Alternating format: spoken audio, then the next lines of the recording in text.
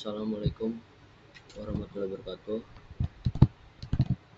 Halo teman-teman semua, perkenalkan nama saya Muhammad Bernansyah Smita dari kelas MI 3B.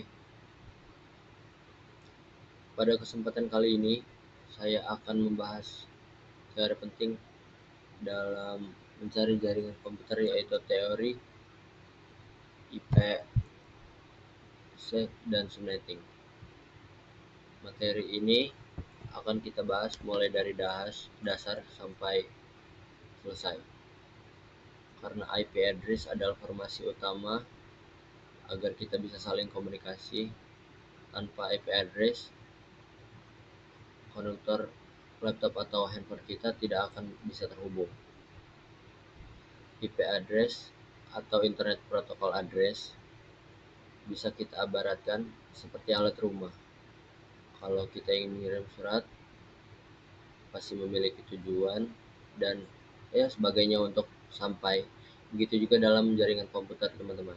IP address adalah alamat yang membuat data sampai perangkat tujuan yang dibuat. Kali ini yang paling banyak digunakan adalah IP address 4 yang panjangnya 32 bit dan dituliskan dalam printer 4 angka desimal.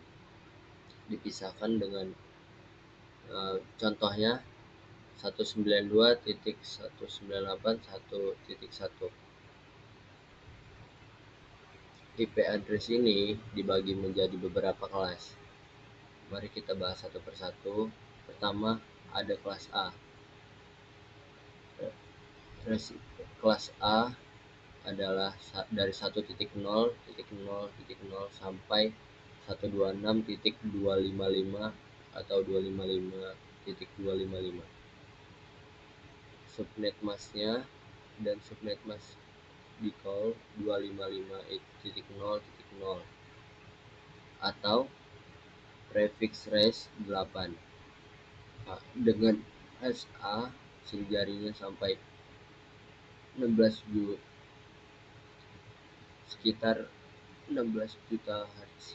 Jumlah ini sangat besar sehingga biasanya digunakan untuk jaringan berkasa internasional atau organisasi yang mempunyai ribuan bahkan jutaan perangkat. Kedua, ada kelas B. Range kelas B adalah 128.0.0.0 sampai 191.255.255.255 dengan subnet kelas defaultnya 255.255.0.0 atau prefix 16. Dalam kelas B, satu jaringan dapat menampung sekitar 65.000 Hz. Jaringan kelas B sering digunakan oleh kampus besar atau perusahaan banyak cabang atau aktivitas yang pas, tidak terlalu besar dan tidak terlalu kecil. Ketiga, ada kelas C. Range kelas C adalah 192.0.0 sampai 223.255.255 dengan subnet kelas E 255.255.255.0 atau prefix 24. Jumlah host yang bisa digunakan dalam satu jaringan kelas C adalah 254 host. Ini adalah kelas IP yang paling sering ditemukan sehari-hari. Misalnya saat kita sedang menggunakan wifi di rumah atau di kantor kecil, biasanya alamat yang digunakan adalah kelas C. Range 192.108.x.x. Selain kelas A, B, dan C, ada juga kelas D dengan range 524.0.0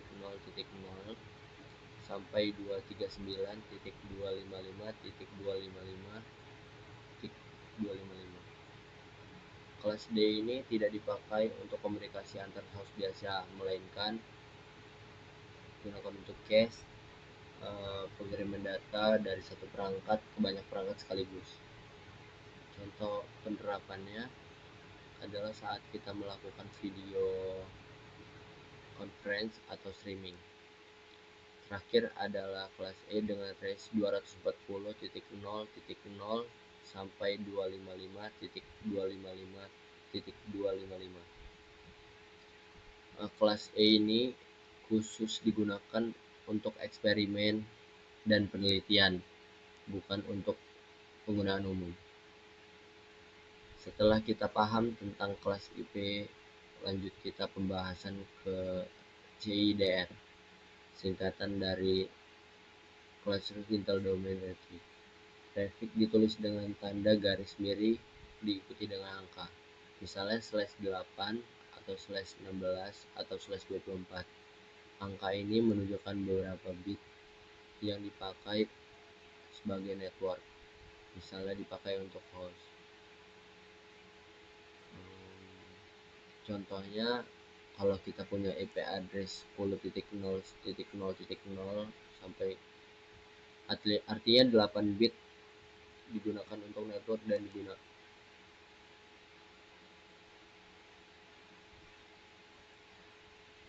dengan konfigurasi ini. Jumlah host yang bisa dilampu sangat banyak jika kita mempunyai tersebut. Artinya kalau kita punya 192.168.0, maka 24 bit pertama digunakan untuk network dan 8 bit terakhir untuk host, sehingga jumlah host itu menjadi 244. Traffic ini sangat membantu dalam membentuk jaringan. Kalau ini ditanya untuk perpanjangan kelas A, B, atau C, sekarang dengan prefix kita bisa menentukan sendiri berapa bit yang digunakan network dan berapa untuk yang digunakan untuk host yang diperlukan. Jadi lebih fleksibel dan sangat-sangat efisien. Misalnya kalau kita membutuhkan jaringan, hanya butuh jaringan dengan 20 host, kita tidak perlu meluaskan jaringan kelas C yang isinya 254 host. Kita bisa menggunakan prefix /27 yang menyediakan 30 host. Dengan cara ini, kita bisa membagi IP yang besar menjadi jaringan-jaringan yang kecil sesuai dengan kebutuhan. Nah, sekarang kita masuk ke pembahasan terakhir, yaitu subnetting. Apa itu subnetting itu?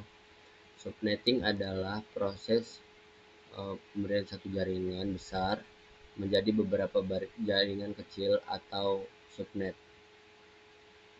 Tujuan subnetting itu tujuannya ada banyak. Yang pertama, tentunya untuk menghemat IP address agar tidak terbuang sia-sia. Kedua, untuk meningkatkan keamanan jaringan karena setiap subnet bisa dipisahkan. Dan yang ketiga, untuk mengurangi beban jaringan yang ada agar data tidak menumpuk di satu jaringan dengan adanya subnet ini. Nah, kita perlu memahami dua rumus dasar yang ada di sini. Jumlah subnet dihitung dengan jumlah 2 pangkat n, di mana n adalah jumlah bit yang kita pinjam dari host. Sedangkan jumlah host dihitung dengan rumus 2 pangkat m kurangi dengan rumus 2 pangkat m, sedangkan jumlah host dikurangi 2, di mana m adalah jumlah bit host yang tersisa. Kenapa sih dikurangi 2? Karena satu alamat dipakai untuk network ID dan satu alamat dipakai untuk broadcast. Nah, mari kita lihat perhitungan subnetting. Misal kita punya jaringan 192.1.0 dengan prefix /24, subnet mask hole-nya adalah 255.255.255.0, yang artinya kita punya 254 host. Sekarang kita ingin membuat subnetting yang masing-masing berisi 30 host saja, teman-teman. Kalau kita hitung untuk 30 host itu kita butuh minimal 5 bit. Karena apa? Karena 2/5 sama dengan 32. Jadi kita sisakan 5 bit untuk host, sedangkan dan sisanya dipakai untuk network. Subnet masknya berubah menjadi 255.255.255.244 atau prefix /27. Dengan subnet mask /27 dari /24 tadi dibagi menjadi 8 subnet. Setiap subnet bisa menampung 30 host valid. Subnet pertama adalah dari 192.168.10 sampai 192.1.31. Subnet kedua dari 192.192.198.32 sampai 168.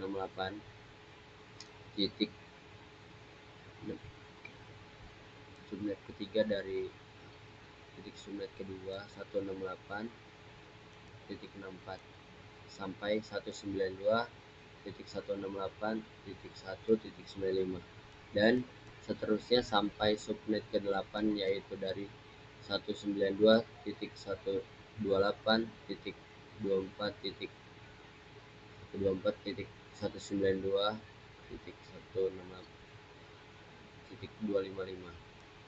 Dengan begitu, kita bisa lebih mudah memakai perangkat yang jumlahnya banyak karena tidak semua host bercampur dalam satu jaringan. Subnetting ini juga sering dipakai di kampus, kantor, atau perusahaan. Misalnya di kampus manajemen kampus laboratorium, untuk dosen, ada jaringan untuk mahasiswa, bahkan ada jaringan khusus untuk tamu. Semua jaringan itu berasal dari satu IP address yang besar. Kemudian dibarking menjadi beberapa subnet sesuai dengan kebutuhan. Jadi, meskipun semuanya terhubung, masing-masing subnet tetap bisa dikelola, dimainkan secara terpisah. Itu dari pembahasan ini kita bisa menyimpulkan, teman-teman, bahwa teori IP address dan subnetting adalah dasar yang wajib dipahami dalam dunia jaringan komputer. Nah, kelas IP memberikan gambaran tentang range alamat, prefix, memberikan fleksibilitas dalam mengontrol besar kecilnya jaringan. Sedangkan subnetting memberikan kemampuan untuk membagi jaringan besar menjadi beberapa jaringan kecil agar lebih efisien, aman, dan terstruktur. Saya rasa cukup sekian penjelasan saya tentang IP address. Semoga penjelasan ini bermanfaat dan bisa membantu teman-teman untuk memahami dasar-dasar jaringan. Dan bila ada kekurangan dari video ini, saya minta maaf bila banyak sekali kekurangannya. Terima kasih banyak sudah melihat video ini sampai akhir. Saya Muhammad Briliansyah Smita dengan PM 24781045 pamit. Wassalamualaikum warahmatullahi wabarakatuh. Sekian dari saya.